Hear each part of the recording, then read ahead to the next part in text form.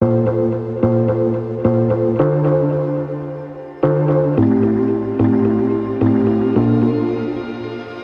un placer estar aquí eh, presentándoles un tema que hace poco incursioné en él, y una de las cosas que les voy a decir es que yo no soy experto en eh, tecnologías del aprendizaje, no soy experto en computación. Bueno, tengo algún conocimiento en computación, pero no soy experto tampoco, ni tengo grado alguno en el uso de las tecnologías. Así que esto que les voy a presentar son algunos ejemplos de mi práctica y cómo voy a tratar de incorporar algunos de estos asuntos en alguna investigación que pienso en algún momento realizar. Eh, tenemos un inconveniente hoy, es que muchas de las actividades que yo les voy a presentar están atadas a los cursos, y desgraciadamente, pues no, la plataforma Moodle no está funcionando en estos momentos, así que no voy a poder ¿verdad? Atar la actividad a la plataforma. Tuve que bajar algunos documentos para que estuvieran disponibles, así que tenemos esa limitación, ya que habían indicado que era hasta las 4 de la mañana, pero parece que no han podido, ¿verdad? Subir la plataforma en este momento, así que esa limitación la tenemos. Otra limitación que tengo es, pues, lo que les dije, ¿verdad? Que no, eh, miren a ver si están viendo mi pantalla ahora. Ok, bien. Voy a comenzar y la presentación se les va a estar enviando junto con los recursos, eh, algunos recursos de bibliografía y referencias en algún momento, eh, luego de este taller. Bien, vamos a comenzar. Mi tema es evaluación alternativa utilizando inteligencia artificial. Los objetivos que tengo hoy son explicar qué es la inteligencia artificial y cómo se aplica en la educación superior. Analizar diferentes herramientas de inteligencia artificial que se utilizan en la evaluación de los estudiantes, discutir los beneficios y desafíos éticos de utilizar la inteligencia artificial en la evaluación académica, y presentar algunos ejemplos de cómo yo utilizo la inteligencia artificial en mi curso de evaluación del aprendizaje. También la estoy incorporando en un curso que doy de estadísticas, pero básicamente me voy a enfocar en lo que uso, ¿verdad? El uso que le doy en el curso de evaluación. Aquí tenemos mi primera computadora. ¿Ustedes me están viendo? Esta fue mi primera computadora, ¿verdad? ¿Se ve? Esto es una regla de cálculo que se utilizaba cuando yo estudiaba en naturales para todos los cursos tanto de ciencias como de matemáticas. ¿Verdad? Hice una concentración en química y matemática, hice 2 concentraciones en mi bachillerato, así que este fue mi primera computadora. Con esta regla de cálculo se hacen operaciones desde multiplicaciones y divisiones hasta conseguir el logaritmo, calcular el logaritmo de un número, el logaritmo neperiano, funciones trigonométricas y funciones, ¿verdad? Hiperbólicas. O sea, así que era una maravilla, ¿verdad? Esta fue mi primera computadora. Mi segunda computadora fue una computadora PET Commodore que tenía capacidad de 8K de memoria. Había que programarla en BASIC. Yo tuve la oportunidad de tomar un curso, eh, podríamos decir que era requisito del programa de matemáticas de lenguaje BASIC, con una profesora que estuvo trabajando con la NASA, y entonces ella nos daba el curso de BASIC, así que aprendí a programar en BASIC, porque esta computadora había que programar en BASIC. Y entonces, si ustedes ven ahí, hay como una grabadora. los programas se tenían que grabar en esa cinta, ¿verdad? En esos cassettes. Y recuerdo que yo daba talleres junto con otro profesor que también fuimos los primeros dos profesores que tuvimos computadora personal en el recinto. Yo les quiero decir que yo llevo 47 años en este recinto, ¿verdad? Así que en ese tiempo éramos los únicos que teníamos computadora, Germán Acuña y este servidor. Y dábamos talleres a profesores y esa pantalla tenía una dimensión como de algunas 6 pulgadas nada más, quizás menos. Y cuando dábamos los talleres, como no estaban los equipos tecnológicos que hoy se usan para proyectar, las personas tenían que acercarse a nosotros para ver lo que estaba ¿verdad? Sucediendo en esa pantalla tan minúscula. Y así le dimos muchísimos talleres a compañeros docentes en aquel tiempo. Esa computadora, cuando yo me fui a hacer el doctorado a Estados Unidos en estadística, me la llevé, la tuve que enviar por barco porque pesaba muchísimo.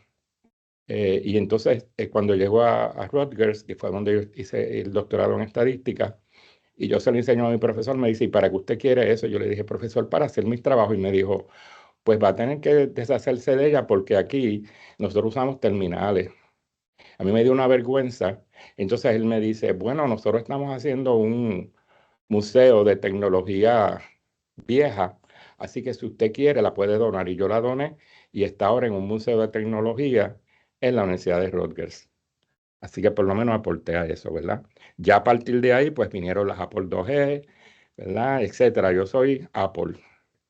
Bien, pues vamos entonces ahora a hablar un poco de evaluación, ya que yo he centrado este taller de inteligencia artificial en la evaluación alternativa. Evaluación es un proceso que se utiliza para determinar en qué medida los estudiantes están aprendiendo, o sea, que implica determinar sistemáticamente el entendimiento, los conocimientos, las habilidades y las actitudes de los estudiantes. La evaluación se realiza para determinar el progreso del aprendizaje de los alumnos en relación con los objetivos educativos establecidos. Así que nosotros tenemos unos objetivos que están, ¿verdad?, centrados en unos contenidos que están explícitamente expuestos en nuestros prontuarios y tratamos de ver en qué medida estamos logrando los mismos. Así que básicamente estamos tratando de determinar el progreso de ese aprendizaje en relación a esos objetivos. Y lógicamente la evaluación del aprendizaje tiene múltiples propósitos y puede llevar a cabo, y se puede llevar a cabo en diferentes momentos del proceso educativo. Uno de los propósitos es, ¿verdad?, determinar en qué medida están saliendo los estudiantes, asignar calificaciones, pero hay una dimensión de la evaluación que es que nos lleva a reflexionar sobre nuestra propia práctica docente. En otras palabras, si no se están logrando los objetivos, tenemos que determinar qué está ocurriendo en ese proceso de enseñanza y aprendizaje, ¿verdad? Y por qué no estamos logrando los mismos. Así que básicamente se convierte en un proceso de reflexión profunda del docente. Los propósitos de la evaluación del aprendizaje, entre algunos de ellos está la retroalimentación, ya que la evaluación proporciona esa retroalimentación a los estudiantes, tanto a los estudiantes como a los docentes, sobre el progreso del aprendizaje y ayuda a los estudiantes a identificar sus áreas de fortaleza y áreas para mejorar. Y permite a los docentes ajustar los métodos de enseñanza según las necesidades del estudiante. Quiere decir que estamos, cada vez que nosotros, a través de una serie de actividades que generamos en el salón, estamos pasando juicios sobre ¿verdad?, nuestra práctica docente. Si somos eficientes, si estamos siendo eficientes, por qué los estudiantes no están aprendiendo, etcétera. Otro es evidenciar competencias. A través de la evaluación se puede determinar en qué medida los estudiantes han adquirido un conjunto de competencias o conocimientos específicos al final de un curso o programa de estudio. Y esto, lógicamente, es crucial para el avance educativo y profesional.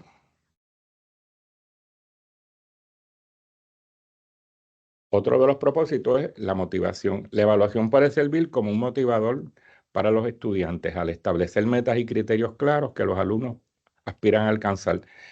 Y eso, pues lógicamente, tiene que ver con cómo el docente se enfrenta al proceso de evaluación y cómo lo percibe y cómo hace que ese estudiante se motive, ¿verdad? Para mejorar.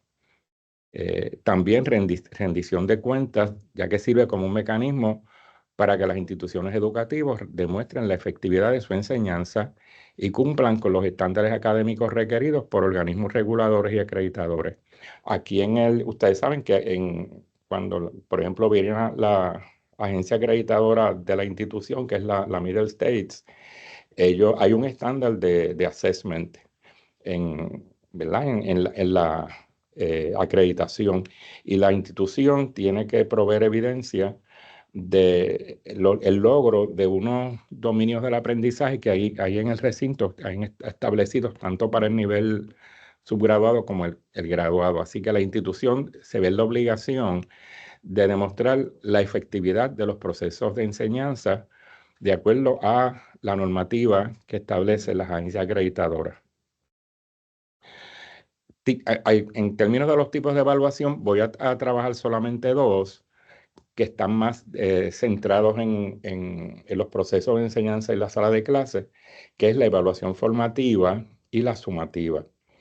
La evaluación formativa ocurre durante el proceso de enseñanza y aprendizaje y es continua. Nosotros desarrollamos unas estrategias, unas técnicas para recoger información, y a la luz de esa información que vamos recogiendo en el día a día, monitoreamos, ¿verdad? El aprendizaje de los estudiantes. Así que esa información que se recoge se utiliza para mejorar tanto la enseñanza como el proceso de aprendizaje, porque podemos ajustar de inmediato estrategias adicionales para mejorar el proceso y que los estudiantes aprendan.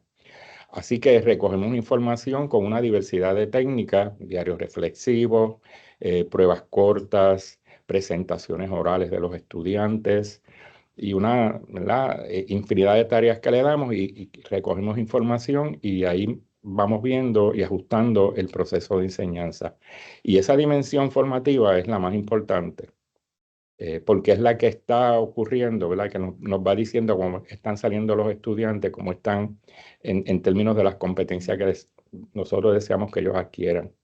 Y otro de los procesos es la evaluación sumativa. Y esta se lleva a cabo al final digamos, de una unidad, de un curso o de un programa educativo, para evaluar si los objetivos de aprendizaje se han alcanzado.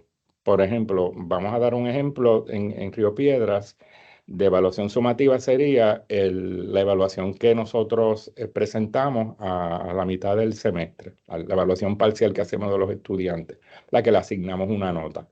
Pues eso es evaluación sumativa, porque para eso se considera toda la información recogida en un periodo amplio de tiempo.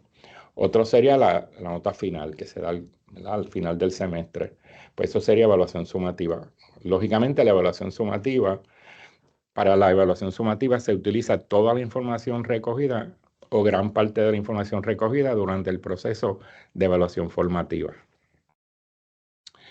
La evaluación del aprendizaje es, por tanto, una herramienta educativa esencial que, cuando se implementa correctamente, porque no solo mide el progreso educativo, sino que también mejora la calidad de la enseñanza y del aprendizaje. Y eso es uno de los aspectos que debemos considerar, que la evaluación nos puede ayudar a mejorar la calidad de la enseñanza. Así que hay que estar reflexionando sobre esa labor del estudiante continuamente. Vamos entonces a hablar de evaluación alternativa. La evaluación alternativa es un enfoque de evaluación centrado en la valoración integral y auténtica del aprendizaje, que busca ir más allá de las pruebas tradicionales, como son los exámenes escritos. Se enfoca en comprender y evidenciar cómo los estudiantes aplican los conocimientos, cómo desarrollan habilidades y cómo manifiestan esas actitudes en contextos reales o significativos. Así que están centradas esencialmente en actividades que nosotros vamos a generar más allá de un examen, ¿verdad? Que es una de las, yo diría, de las técnicas que más se usada y abusada en la educación. Yo, por ejemplo, yo estudié como parte de mi preparación académica en estadísticas, hice una subespecialidad en psicometría. Así que yo trabajé en Princeton 3 años en el Educational Testing Service, desarrollando pruebas estandarizadas. Y pues, me di cuenta de que las pruebas estandarizadas miden solamente de manera limitada capacidades intelectuales particulares y no se puede ver toda esa dimensión, esa multidimensionalidad del estudiante. Por lo tanto, al regresar a Puerto Rico, esa experiencia que tuve en Princeton me hizo reenfocar mis procesos de enseñanza y aprendizaje hacia otras modalidades, ¿verdad? E integré otras actividades didácticas que medían y que se podían utilizar para evidenciar esa multidimensionalidad que es ese ser humano que aprende en un ambiente educativo universitario. Así que fui reestructurando mi enfoque y hice unos cambios trascendentales porque yo, ¿verdad? Había enseñado en la universidad me ofrece la oportunidad de hacer el doctorado, me voy a hacer el doctorado y cuando regreso es que hago un cambio bastante sustancial en mis modos de evaluar. Algunas de las características principales de la evaluación alternativa es la autenticidad, porque se centra en tareas o actividades que reflejan situaciones del mundo real. Por ejemplo, yo doy un curso de evaluación del aprendizaje donde los estudiantes tienen que desarrollar pruebas, ¿verdad? Porque cuando vayan al ambiente didáctico docente del Departamento de Educación o de cualquier entidad privada de enseñanza, les van a pedir que hagan exámenes. El Departamento de Educación en una de las cartas circulares exige que el 70% de la evaluación de los estudiantes del sistema público se centren en exámenes. Pues tienen que hacer exámenes. Por lo tanto, yo les pido a los estudiantes que desarrollen pruebas en la sala de clase, ¿verdad? Como parte del curso. Y los contextualizo, le digo, tienes que hacer el examen contextualizado en tu disciplina. Y entonces para eso tienen que hacer, ¿verdad? Aunque ellos no están enseñando muchos de ellos, pues tienen que hacer un plan de clase con objetivos, tienen que centrarse en los indicadores y expectativas que el departamento tiene para las distintas disciplinas, para los distintos grados. Así que los estudiantes tienen que evaluar eh, los materiales normativos que el departamento tiene. Así que yo los hago que actúen como si fueran un maestro de la sala de clase. Le doy un contexto. Tú como maestro de la sala de clase de esta disciplina, para este grado vas a hacer una prueba centrada en estos indicadores.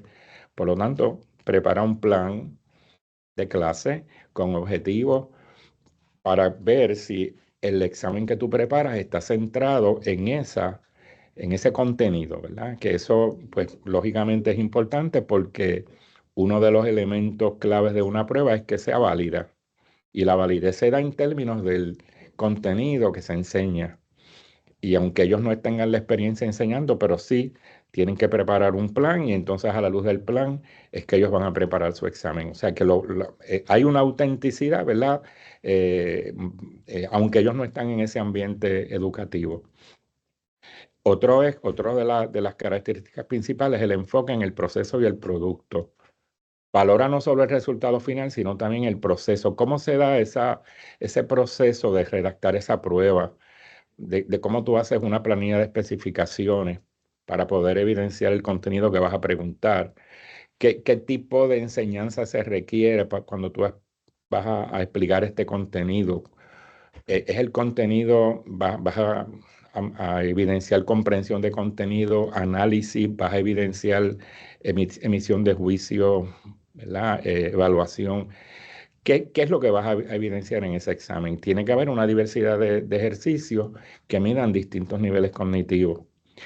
Diversidad de métodos. Pues las características principales de la evaluación alternativa es que se pueden utilizar una diversidad de maneras de recopilar información, como por ejemplo portafolios, proyectos, presentaciones, estudios de casos, diarios reflexivos, mapas conceptuales. entre otros. También la participación activa del alumno involucra a los estudiantes en su propia evaluación a través de la autoevaluación y la coevaluación. Énfasis en habilidades superiores, evalúa competencias como el pensamiento crítico, la resolución de problemas y la creatividad ¿verdad? Que no son evaluadas en una prueba, podríamos decir, estandarizada.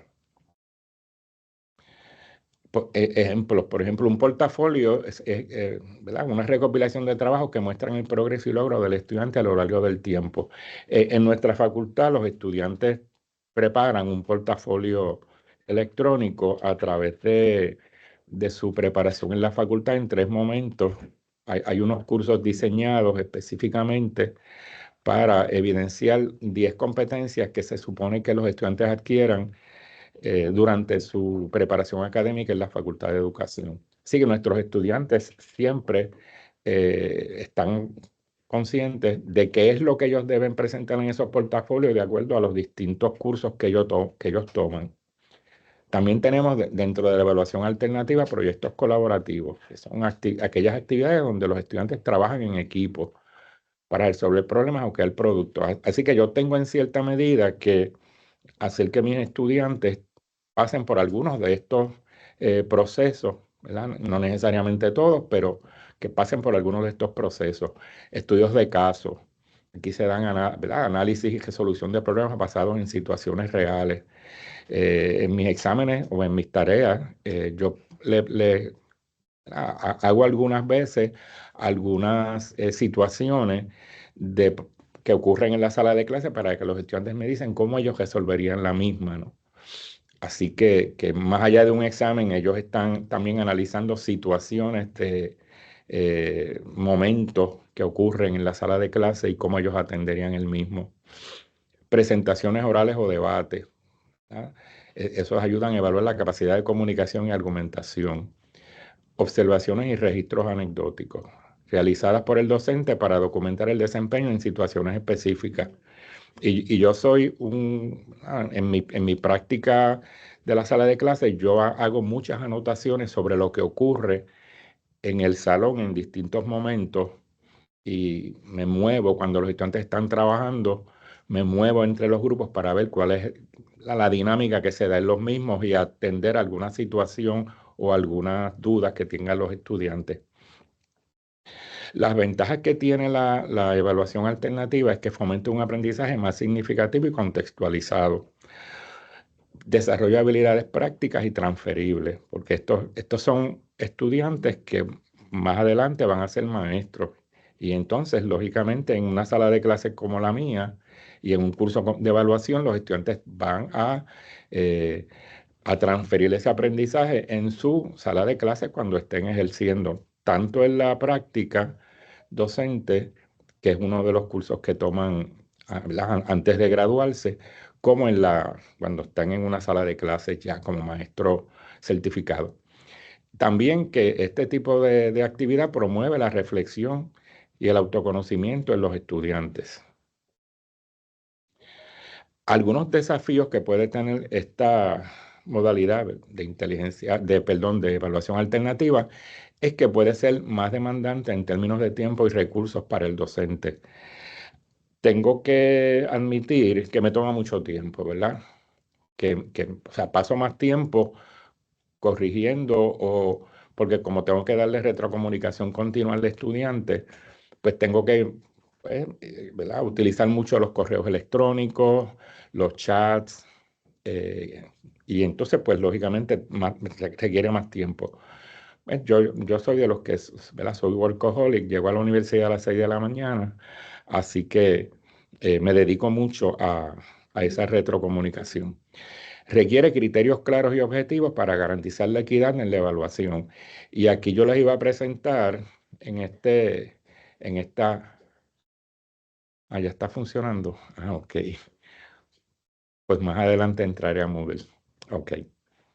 Por ejemplo, lo que les iba a decir es que la estructura que yo tengo en Moodle, pues yo lo tengo por módulos, cada módulo tiene los objetivos que se van a trabajar en cada uno de ellos. Y voy a entrar un momentito a Moodle para que vean, ¿verdad?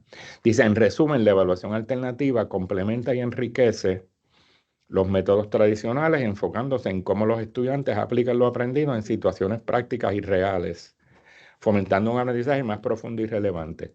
Déjenme ver aquí si puedo entrar a Moodle. Yo creo que voy a tener que entrar, ¿verdad? Déjenme ver si, porque si esto cambió mucho, este, acaba de cambiar, así que déjenme ir al curso. Es la primera vez que uso esta versión, ¿verdad? Bueno, aquí yo tengo, ¿verdad? Los temas, eh, por ejemplo, conceptos generales de medición, assessment y evaluación. Pues para cada módulo yo tengo cuáles son los objetivos que se van a utilizar en ese módulo, ¿verdad? ¿Cuáles son los objetivos? A la luz de eso, tengo los documentos que voy a utilizar para, ¿verdad? En este caso sería una presentación en PowerPoint, material de apoyo. Es la primera vez que veo la plataforma porque recuerden que la cambiaron hoy, ¿verdad? Anoche, así que estoy conociendo la plataforma. Se quedó más o menos, la estructura es más o menos igual. Tengo aquí algunas actividades y dentro de ellas tengo lo primero que es el acuerdo del uso ético de la inteligencia artificial, que les voy a presentar más adelante. ¿Qué es eso, verdad? Porque lógicamente, como yo voy a estar utilizando inteligencia artificial y yo permito que los estudiantes la usen, pues tengo que atender ese acuerdo con los estudiantes. Tengo aquí las actividades que van a hacer. Una encuesta de múltiple inteligencia, es una actividad de aprendizaje sobre escalas de medición, una actividad sobre que ellos puedan integrar los conceptos de medición, eh, assessment y evaluación, ¿verdad? Y esas serían las actividades. Y así entonces, el segundo módulo está centrado en aspectos éticos en la evaluación. Y lógicamente se discuten los aspectos éticos. Aquí están los objetivos de ese módulo. Ese módulo básicamente es muy importante porque ellos se enfrentan a cuáles son los aspectos éticos que ellos deben considerar cuando estén evaluando a sus estudiantes y muchos de ellos no los conocen. Además, hay unas leyes que tienen que atenderse, eh, como por ejemplo en la parte de justicia, ¿verdad? El aspecto ético de justicia. Y básicamente vemos una película que es una película maravillosa que atiende el aspecto ético de unos estudiantes que se copiaron en una prueba a nivel nacional en Estados Unidos y es una historia verídica que ocurre en Chicago, en una escuela de Chicago, y los estudiantes se solidarizan y uno lo ve cuando están viendo la película, porque la película la vemos en el salón y yo veo las reacciones de los estudiantes que en cierta medida apoyan el que los estudiantes se copien, ¿verdad? Es bien interesante que yo lo percibo, pero ellos tienen que contestar unas preguntas sobre ética, ¿verdad? Y reflexionar sobre la misma. Y esta actividad es interesante porque aunque uno ve que los estudiantes se solidarizan con estos estudiantes que se copiaron en esa prueba y que luego, pues, pagan las consecuencias, ¿verdad? Incluso el maestro que los llevó a eso, pues reacciona muy bien ante las preguntas. Y con esto yo tengo, ¿verdad? Una actividad que yo genero y trabajo con la inteligencia artificial. Así que básicamente, ¿verdad? Todos los, en el curso, todo está estructurado a base de los objetivos. Bien, vamos entonces a hablar un poco de inteligencia artificial y pues como ya les dije, yo no soy experto en inteligencia artificial.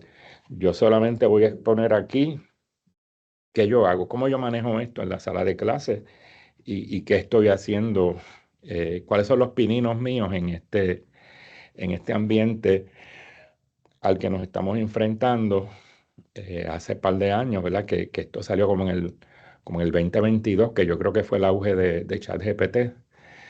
¿Y cómo yo he podido manejar esto? Pues la inteligencia artificial es una rama de la informática que se ocupa de crear sistemas capaces de realizar tareas que normalmente requieren inteligencia humana. Estas tareas incluyen el aprendizaje, la adquisición de información y reglas para el uso de la misma, el razonamiento, cómo se usan esas reglas para llegar a conclusiones aproximadas o definitivas, y la autocorrección. Particularmente en el contexto educativo, la inteligencia artificial puede ser diseñada para ayudar en la personalización del aprendizaje, automatización de tareas administrativas y proporcionar apoyo tanto a estudiantes como a educadores. Los orígenes de la inteligencia artificial uno podría pensar que fue hace poco, pero fue entre los 50 y los 70. Aquí hubo las primeras incursiones en inteligencia artificial educativa y comenzaron con sistemas basados en reglas que intentaban simular el razonamiento humano. En los años 70 surgen los primeros sistemas expertos diseñados para imitar la decisión y el comportamiento de un experto humano en campos específicos. Yo recuerdo para los 70 haber tomado un curso en ciencias naturales de Basic, ¿verdad? Que fue mi primer curso de diseño de algoritmos. Eh, eh, con una profesora que había trabajado en la NASA. Y ella nos hizo, ¿verdad? Uno de los proyectos que yo tenía fue desarrollar un modelo se llamaba depredador presa. Yo tenía que crear un programa donde en la pantalla ¿verdad? Había digamos, un tiburón y el tiburón se tenía que comer un pez. Así que yo tenía que diseñar ese programa para simular una captura de una presa por un depredador. Fue un proyecto de semestre terrible porque no fue fácil, ¿verdad? Yo movía el tiburón en la pantalla, pero el tiburón nunca cogía el pez y él tenía que comérselo, ¿verdad? Así que fue toda una experiencia y una aventura. Yo poder, porque la profesora me decía, no tiene que comérselo, no puede ser que esté alrededor de él y no se lo coma, ¿verdad? Porque si no, pues no simula el concepto de predador-presa. Y lo logré, ¿verdad? Así que en ese momento yo no sabía que yo estaba trabajando con simulaciones.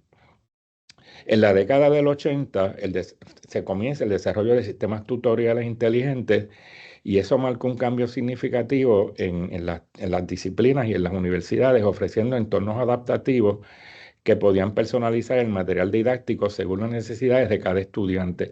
Se utilizó mucho también en las pruebas, en pruebas psicométricas, donde la persona comenzaba una pregunta y dependiendo si la pregunta fuera fácil o difícil, pues le ajustaba el nivel de dificultad de la prueba a esa persona.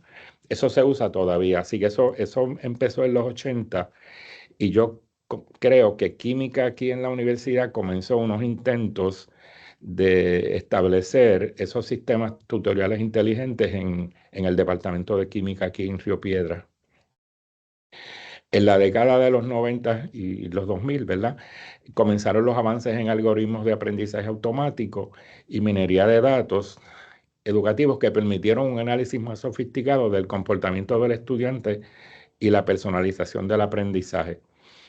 Y ahora, ¿verdad? En la actualidad, la inteligencia artificial se integra ampliamente en la educación con tecnologías como el procesamiento del lenguaje natural y asistentes virtuales, mejorando la interacción y el soporte educativo y facilitando plataformas de aprendizaje adaptativo y herramientas de diagnóstico automático, como lo vamos a ver ahora, ¿verdad? Y como es, por ejemplo, el más que yo conozco, que es ChatGPT. La inteligencia artificial generativa puede ayudar a crear exámenes, cuestionarios y otras evaluaciones personalizadas según el progreso y las necesidades de cada estudiante. Y yo creo que ese es el valor didáctico más importante que tienen. Por ejemplo, la adaptabilidad. La inteligencia artificial analiza las interacciones y el rendimiento de los estudiantes para ajustar el contenido educativo en tiempo real o para futuras sesiones. Esto incluye la dificultad de los problemas, el tipo de contenido presentado y el método de enseñanza. Otra es el aprendizaje automático. Los algoritmos de aprendizaje automático son entrenados con grandes volúmenes de datos educativos para predecir las necesidades de aprendizaje y preferencias de los estudiantes. Así que esto permitiría a la inteligencia artificial recomendaciones personalizadas de contenido y recursos. Y otro elemento es el procesamiento del lenguaje natural. Esas herramientas se utilizan para entender y generar respuestas lingüísticas que facilitan la comunicación educativa, creando resúmenes de texto, generando preguntas de examen o explicar conceptos en múltiples formas. Bien, vamos a... la inteligencia artificial puede proporcionar retroalimentación inmediata a los estudiantes sobre su desempeño en actividades evaluativas. Esto no solo agiliza el proceso de corrección, sino que también ayuda a los estudiantes a corregir errores y comprender conceptos a medida que avanzan, lo que es esencial en la evaluación alternativa, que pone énfasis en el mejoramiento continuo. Ya mismo yo voy a empezar a hablarle un poquito de las actividades que yo he generado y cómo lo he usado en mis cursos. Simulaciones y juegos educativos. Utilizando la inteligencia artificial, los estudiantes pueden participar en simulaciones o juegos educativos diseñados para evaluar sus habilidades en un entorno controlado y sin presión. Yo, por ejemplo, utilizo Kahoot, ¿verdad?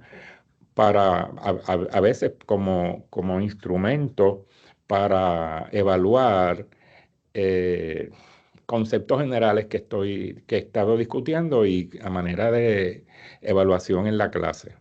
Utilizo mucho ese jueguito y los estudiantes pues les gusta y participan mucho, les gusta participar en las actividades. Estos entornos inmersivos permiten observar cómo los estudiantes resuelven problemas y aplican sus conocimientos en situaciones reales o hipotéticas, lo que ofrece una evaluación más integral y realista. En la evaluación de competencias complejas, las evaluaciones tradicionales a menudo no capturan con profundidad esas habilidades complejas, como el pensamiento crítico. Pensemos en un examen, ¿verdad? Que casi siempre, y más si es objetivo, que casi siempre están centrados en la memoria y quizás en la comprensión, pero no van más allá a procesos como análisis, como creación y el proceso, ¿verdad?, de evaluación, de emitir juicio. Por lo tanto, hay que sacar a los estudiantes un poco de, ¿verdad?, llevarlos a niveles más altos con actividades un poco más complejas.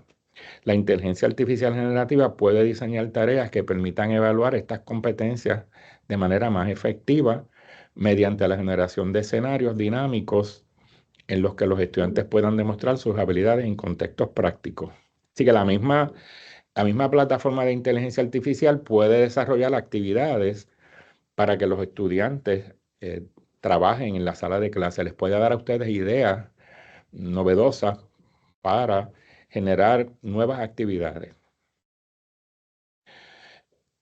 La inteligencia artificial puede analizar el desempeño de los estudiantes en tiempo real durante actividades, discusiones o presentaciones, proporcionando información sobre su capacidad para interactuar, pensar críticamente o aplicar lo aprendido. Esto ayuda a los docentes a identificar áreas problemáticas de manera inmediata y tomar decisiones informadas sobre la dirección del aprendizaje. Usted puede determinar si los estudiantes tienen algún error conceptual, no entendieron bien algo en la clase, algún contenido, y entonces usted puede ajustar la enseñanza para atender esas áreas de necesidad. Y además el estudiante también lo puede hacer si uno lo lleva a que lo haga. Porque yo, por ejemplo, a veces en el salón doy algunas instrucciones, yo monitoreo a los estudiantes mientras están trabajando y muchas veces yo veo que ellos están cometiendo algunos errores y yo le digo, pues pregúntale a ChatGPT qué tú podrías hacer para resolver este problema. ¿Verdad? Y ellos pues lo hacen, ¿verdad? Y entonces después tú me vas a explicar a mí cómo lo hiciste.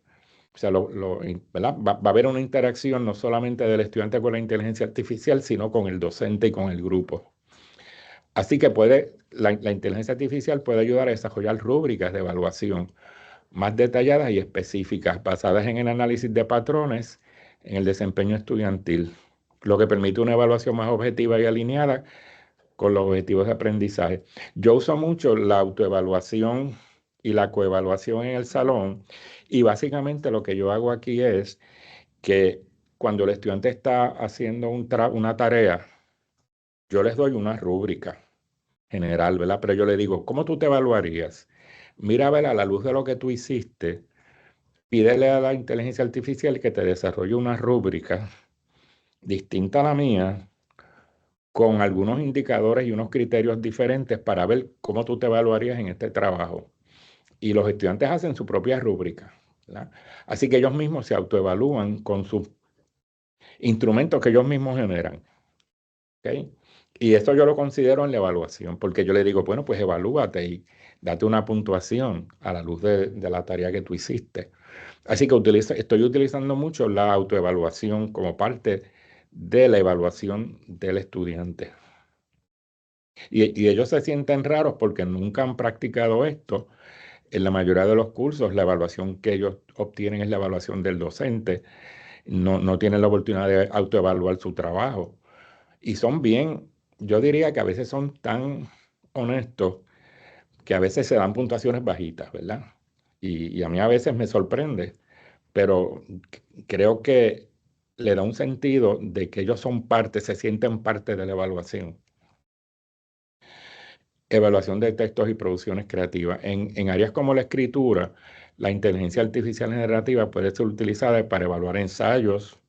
Vamos a ver un ejemplo ahorita de algunas de estas que yo les he presentado, proyectos o presentaciones orales, analizando aspectos como la coherencia, la creatividad, el uso del lenguaje, la argumentación y la estructura. Esto permite evaluar productos de aprendizaje que van más allá de las respuestas correctas, favoreciendo la creatividad y el pensamiento crítico. Le voy a enseñar más adelante una, una actividad donde le voy a pedir a la inteligencia artificial que me genere una rúbrica para evaluar una presentación oral, utilizando esos aspectos que están considerados aquí. Y eso mismo yo le digo a los estudiantes. Cuando estamos haciendo una tarea, yo le digo, bueno, ahora tú vas a desarrollar la rúbrica que tú vas a utilizar y vas a crear tus propios criterios y te vas a evaluar a la luz de esos criterios en la tarea que tú acabas de hacer. ¿Por qué? Porque ellos más adelante, en su práctica profesional, yo espero que integren pues, conocimiento de tecnología en su práctica docente, ¿verdad? Que vayan ya con un conocimiento previo de cómo utilizar estas herramientas de inteligencia artificial, cualquiera que sea. Yo básicamente la más que uso es ChatGPT, pero hay otras. Ajá, ajá. Que dice que ahora mismo Kahoot tiene un precio, que cuál es la ventaja de este versus otras plataformas gratuitas y que si la organización e interpretación de datos es más fácil, pregunta ella. Yo pienso que Kahoot tiene un precio, sí, pero yo lo pago, pero yo no he intentado otras plataformas, así que si son tan adecuadas, ¿verdad? Para la tarea, pues no veo la razón para no usarla. ¿Cuáles específicamente ella menciona?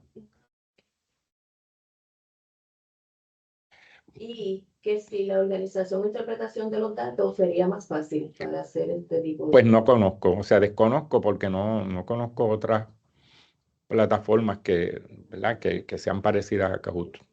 Sí. Dice que cómo puedes utilizar utiliza ChatGPT GPT.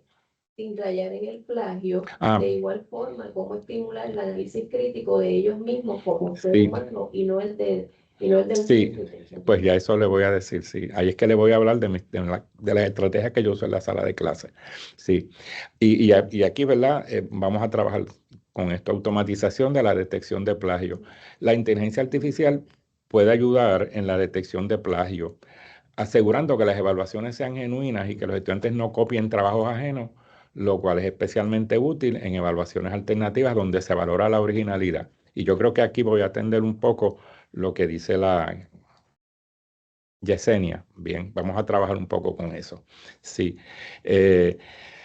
Ok, ya mismo le voy a explicar lo que yo hago en el salón. Análisis de estilo y consistencia. Los modelos de inteligencia artificial tienden a tener un estilo de escritura consistente y pueden carecer de las variabilidades y matices personales que se caracterizan en la escritura o que caracterizan la escritura humana. Herramientas que analizan el estilo y la consistencia del texto podrían señalar cuando un texto parece demasiado uniforme o carece de las peculiaridades típicas del estilo de un estudiante conocido, ¿verdad? Yo le voy a decir que yo me inventé para esto y cómo yo hago para saber si el estudiante hizo el trabajo o lo hizo, ¿verdad? Lo hizo la inteligencia artificial.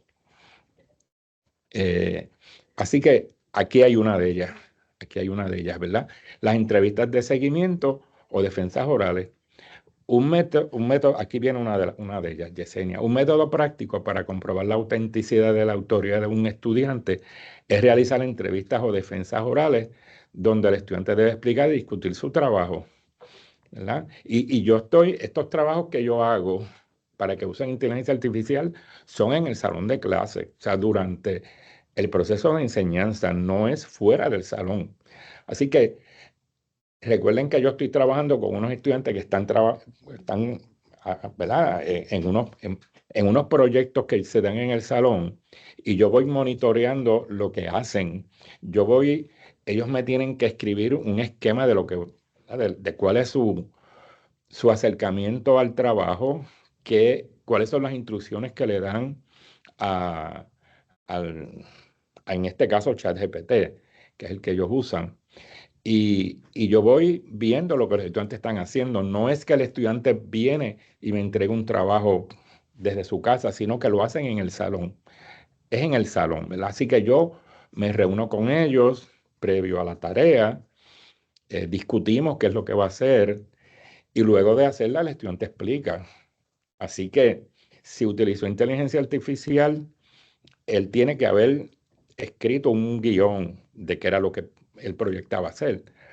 Así que aquí esto puede ayudar a determinar si el estudiante comprende el contenido y puede argumentar o expandir ideas presentadas en la tarea. Así que no es simplemente que me entregue un trabajo, sino que lo discutimos y se hace en vivo, ¿verdad? En el salón. Herramientas de detección específicas.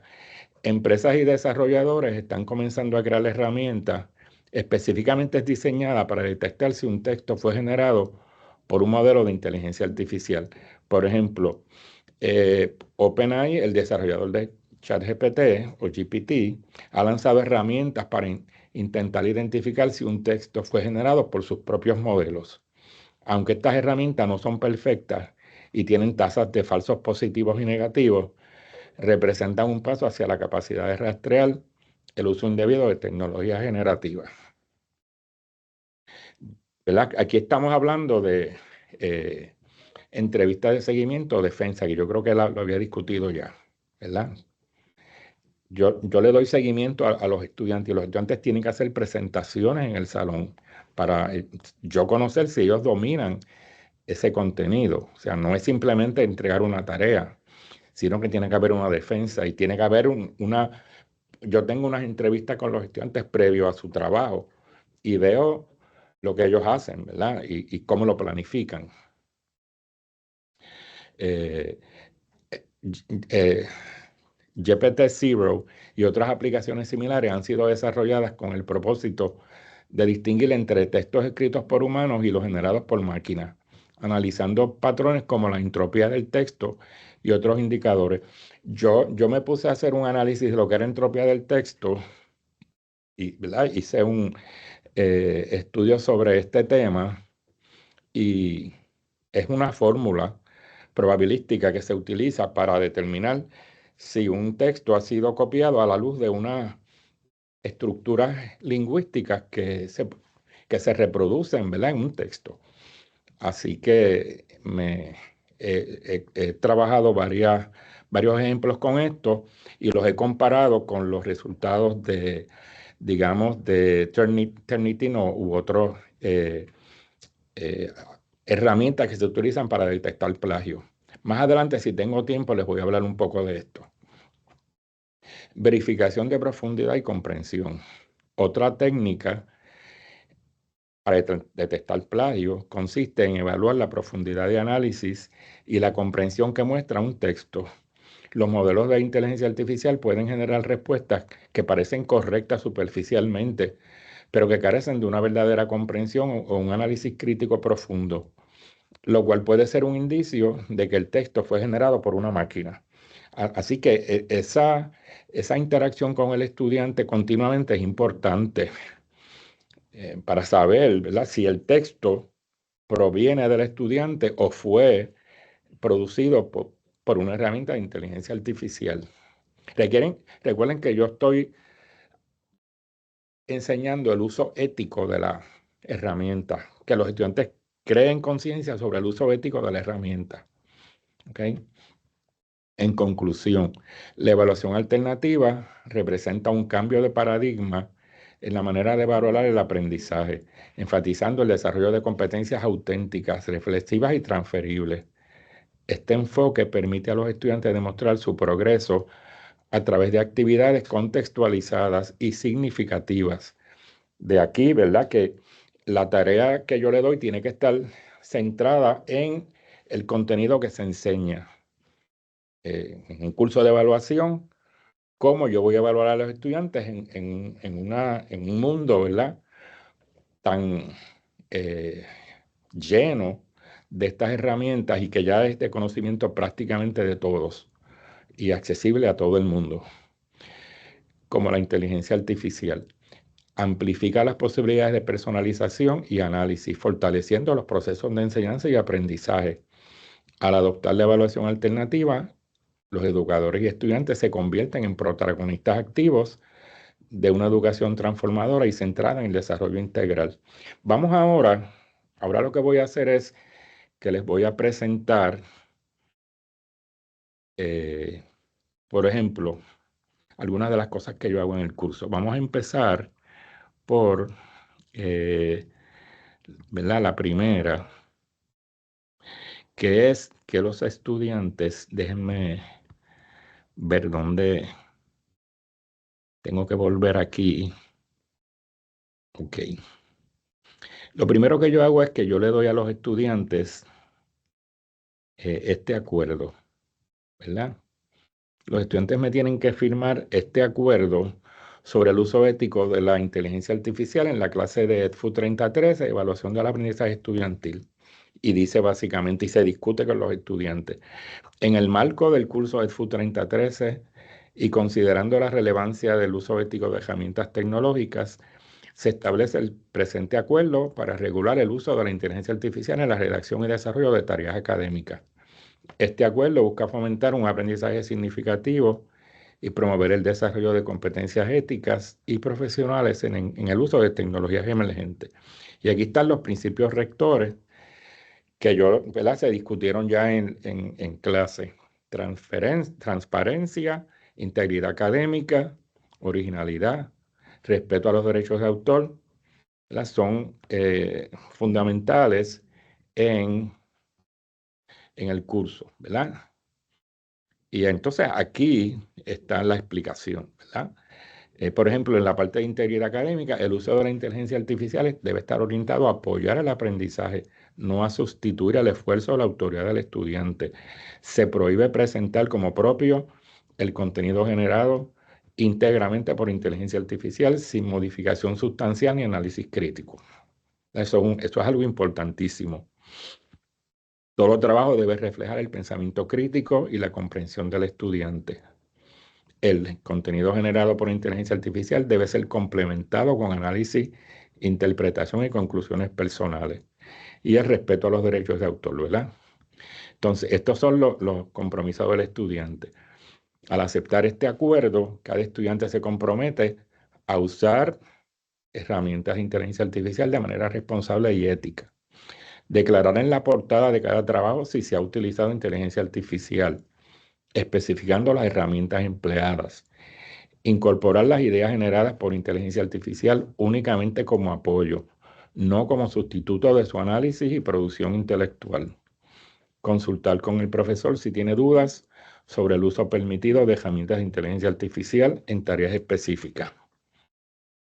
El cumplimiento de las disposiciones de este acuerdo se considerará una violación. El incumplimiento de las disposiciones de este acuerdo se considerará una violación de las normas de integridad académica del curso y se gestionará de acuerdo con el reglamento institucional vigente, que también ellos llenan, ¿verdad?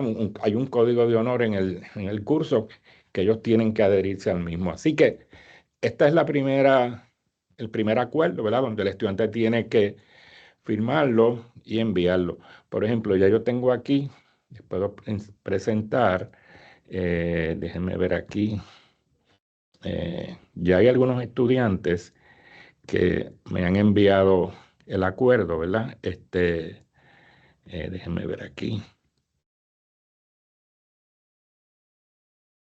Acuerdo sobre el uso de algunos estudiantes me han enviado su respuesta, ¿verdad? La, la estudiante ya me envió su acuerdo firmado, ¿ves? O sea que todos los estudiantes me tienen que enviar copias del acuerdo, de que ellos, ¿verdad?, se van a adherir al mismo. Voy a enseñarles ahora alguna pregunta adicional. Voy a enseñarles ahora, por ejemplo, un estudiante, bueno, lo primero es que yo creo un concepto, ¿verdad? Yo creo un concepto de huella digital lingüística. Yo dije, bueno, yo voy a crear el concepto huella digital lingüística. ¿Qué es el concepto de huella digital lingüística? Pues yo le escribí aquí a ChatGPT que si era posible crear el concepto de una huella digital lingüística para identificar patrones únicos en la escritura de un estudiante. ¿Por qué? Para identificar posibilidades de plagio. Quiere decir que lo que yo le hago a los estudiantes es que los primeros días de clase yo les doy una pregunta en el salón y les digo, redacten un ensayo, en este caso, redacten un ensayo sobre lo que usted espera de este curso. ¿Qué usted espera de este curso? Que es un curso de evaluación del aprendizaje porque usted lo tomó, porque usted cree que este curso es importante para un maestro. Y que ellos me hagan un ensayo, les doy 35 minutos para que redacten el ensayo. Si el estudiante, y le digo que lo hagan escrito, o sea, que lo hagan en un papel, yo les entrego un papel y los estudiantes lo tienen que hacer escrito. Yo certifico, certifico que leí y se lo doy al estudiante. Y ahora el estudiante lo va a hacer en computador y me lo va a enviar. Y yo voy a crear un archivo de ese documento inicial donde el estudiante eh, escribió, ¿verdad?, lo que entendió y respondió a la pregunta. Y eso yo le llamo la huella digital lingüística. Es como una huella de cómo él escribe. ¿Ok? ¿Y qué pasa? Que ahora el estudiante escribe ese ensayo inicial en esas condiciones controladas que yo la creo en el salón, sin acceso a herramientas externas. Incluso no pueden hacerlo en computadora porque las computadoras tienen correctores, ¿verdad? Que van a detectar errores y el estudiante simplemente no va a tener errores, por lo menos gramaticales. ¿Y qué yo hago? Pues que ese texto, si el estudiante entonces luego me hace un trabajo, yo ese texto lo incorporo como huella digital, lingüística, incorporo el nuevo trabajo y detecto si hay discrepancias ¿cómo es la entropía del texto, verdad? Que se llama, ¿cuál es la entropía del texto? Y se detecta, por lo menos probabilísticamente, si el estudiante utilizó herramientas de tecnología de inteligencia artificial para contestar la pregunta. Así que ya yo le digo a los estudiantes de entrada que yo voy a utilizar una huella digital lingüística y que ese escrito se convirtió en esa huella digital lingüística. De tal manera que ya lo estoy advirtiendo, ¿verdad? Así que este texto inicial se utiliza para identificar el uso de palabras específicas, frecuencia léxica, construcción de oraciones, ¿verdad? En términos de la longitud del tipo, el uso de conectores, errores gramaticales o idiosincrasias, porque cada cual lo tiene, ¿verdad? En su forma de escribir, la complejidad del lenguaje, cuáles son los índices como la legibilidad o el uso de estructuras avanzadas y el ritmo y cadencia de las frases. Así que eh, ese estudiante ahora con ¿verdad? Un nuevo escrito, el nuevo escrito se analiza y se compara con la huella digital lingüística. Ajá. Que dice, me gustaría saber si el acuerdo presentado se ha basado en alguna certificación emitida por la UPR o el profesor es autónomo para diseñarlo de acuerdo con el curso a ofrecer. Yo soy autónomo en ese sentido, pero estoy también circunscribiéndome a las normativas institucionales, ¿verdad? De plagio. O sea, yo le creo a los estudiantes la conciencia de que el plagio no es adecuado ¿verdad? A nivel académico. Eh, y como el curso, estamos hablando de un curso que una de sus unidades, podríamos decir, de sus módulos, es la ética en la evaluación. O sea, la ética en la evaluación. Y hay uno de los principios éticos que se discute, que es la integridad académica. Y aquí en la universidad hay una política de integridad académica. Por eso yo hablo de la normativa institucional, porque la universidad adoptó una política de integridad académica y esa integridad académica llega a la sala de clase. Así que eso es un requisito y es voluntario. El estudiante eh, puede aceptarlo o no aceptarlo, pero la mayoría ¿verdad? Yo diría que el 100% lo hace y yo les explico por qué. Y entonces yo les explico que voy a estar utilizando esa huella digital lingüística, como yo le llamo, para evaluar sus trabajos, para determinar cuando yo estime y yo crea que el trabajo, pues, podría haber sido, ¿verdad? Producto de plagio, ¿ok? Y los estudiantes yo no he tenido problemas con los estudiantes ¿verdad? Que creamos yo diría, una relación muy afectiva, adecuada. No hay mala intención con esto, es simplemente alertarlos sobre el uso adecuado de las fuentes que hay que citar, que no se puede uno copiar, ¿verdad? Ideas de otras personas y traerlas como propias. Eso se discute en el salón. Y le voy a enseñar algo que yo hice. O sea, ujú.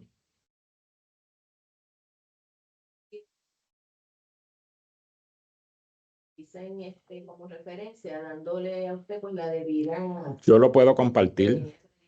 Yo lo puedo compartir en los materiales que les envíe y ustedes deciden hacerle cambios, ¿verdad? Estos son, como les digo, estos son algunas actividades que yo he generado en el salón y créanme, los estudiantes me dicen que, o sea, les gusta porque me dicen, es la primera vez que yo paso por una experiencia, ¿verdad? Única como esta. O sea, fíjense que yo no lo hago para penalizar a los estudiantes, yo lo hago para alertarlos, porque estos van a ser docentes, ¿verdad? En algún momento y tienen yo les quiero proveer herramientas adecuadas para poder atender una población que se ha criado con la era digital, de la que yo no participé, porque yo he aprendido en la marcha, pero ¿verdad? Yo no me crié en una era digital. Ya vieron mi primera computadora, que era una regla de cálculo, ¿no?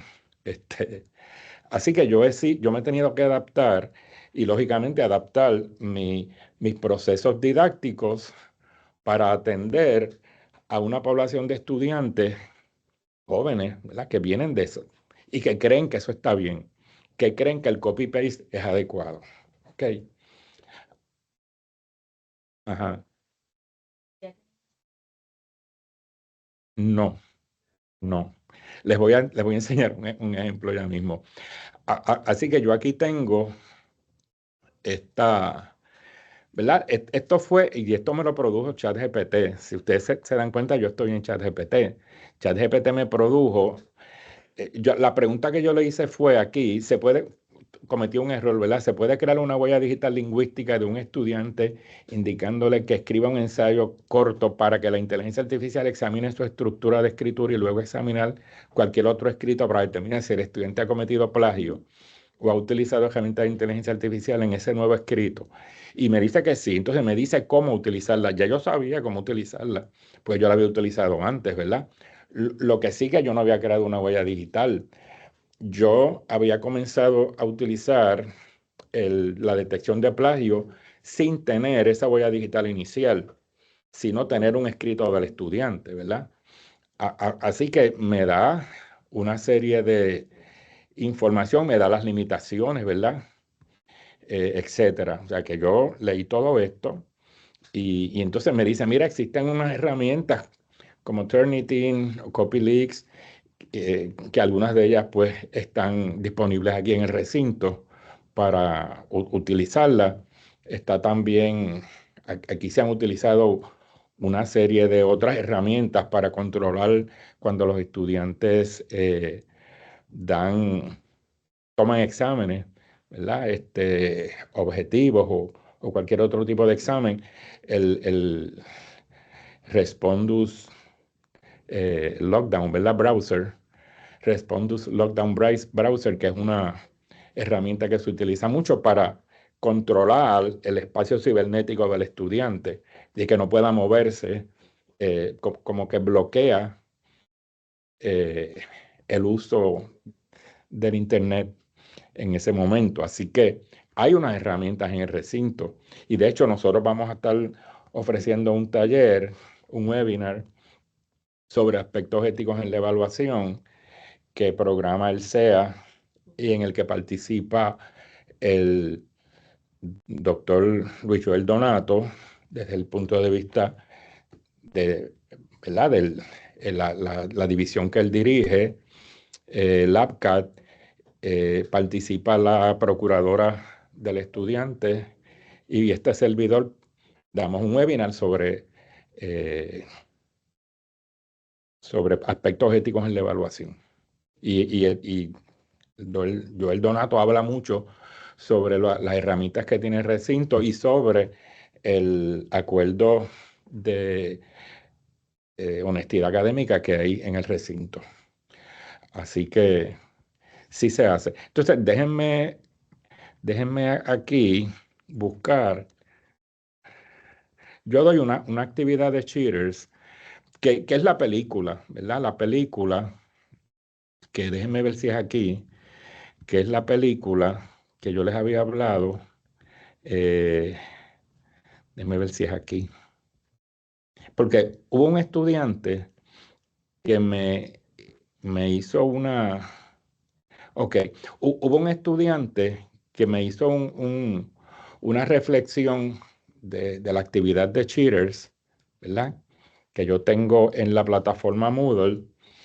eh, y fue tan maravillosa que yo dudé del estudiante, ¿verdad? Yo dudé del estudiante. Yo dije, caramba, yo no hubiese podido contestar esta pregunta tan bien como la contestó este estudiante, o sea, con una genialidad y me maravilló, ¿verdad? Y pues yo tuve dudas, soy honesto. Así que esta es la reflexión del estudiante. Yo la incorporo a ChatGPT, le digo, mira, analiza esta respuesta de este estudiante y emite juicio si fue escrita por la persona que la envió o si fue desarrollada por inteligencia artificial generativa. Así que aquí está incorporada la respuesta del estudiante que me la envía. Esa tarea él la tiene que subir a Moodle. Yo, ¿verdad? Entro a la tarea y a la luz de una rúbrica la corrijo. Y aquello era perfecto. Allí no había ni un error gramatical, muy buena estructura y coherencia. El estudiante yo no lo conocía mucho porque, aunque yo sabía, ¿verdad?, que no faltaba la clase, pero no participaba mucho en clase en ese momento. Así que yo no tenía, esto fue antes de la huella digital lingüística. Yo no conocía mucho al estudiante y me maravilló la respuesta y dudé. ¿Verdad? Les tengo que admitir que dudé del estudiante y dije, déjame ver. Y entonces, le dije a ChatGPT que me analizara y me dijera, me dice, la respuesta contenida en el documento que has compartido presenta algunas características que podrían sugerir que fue escrita por una persona y no por una inteligencia artificial generativa. A continuación te explico las razones y me dice, ¿verdad? Mis errores gramaticales y ortográficos, se encuentran varios errores, ¿verdad? Etcétera. ¿Ok? Me va diciendo en términos de estilo y estructura, reflexión personal. Así que me dice que es probable que haya sido escrita por el estudiante. Yo entonces entrevisté al estudiante después ¿verdad?, que ya yo veo que el estudiante, ¿verdad? Recuerden que esto puede haber falsos positivos, falsos negativos, pero yo entrevisté al estudiante y el estudiante, tuvimos una conversación sobre la película y yo le digo a él, ¿qué tú estás estudiando? Y me dice, mi concentración es en español, o sea, yo soy de estudios hispánicos. Pues, y lógicamente, ¿verdad? Si es de estudios hispánicos, tiene un buen dominio del lenguaje. Eh, y básicamente, pues, ahí se terminó todo, ¿verdad? Así que esa fue mi primera incursión.